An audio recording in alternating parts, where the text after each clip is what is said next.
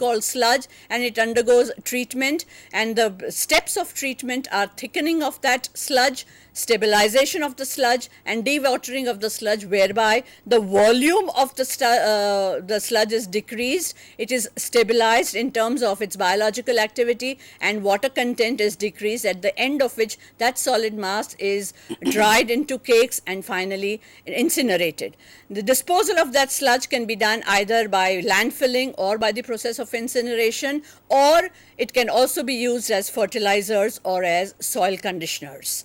That is how the solid and liquid waste that is generated during the upstream process or the downstream process of fermentation industry, they have to be treated before they are disposed of into the environment. And now I would request Sneha Madam to please give the concluding remarks. So we have reached to the concluding remarks where it has been mentioned already there in the slide there.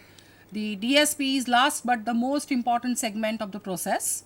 We cannot possibly ignore the DSP while considering the USP, and the expenditure towards the DSP has to be compensated by the high yield so that the expected profit can be maintained, and there must be legitimate balance between the inputs and outputs in terms of the expenditure and in terms of the yields of the product that is obtained.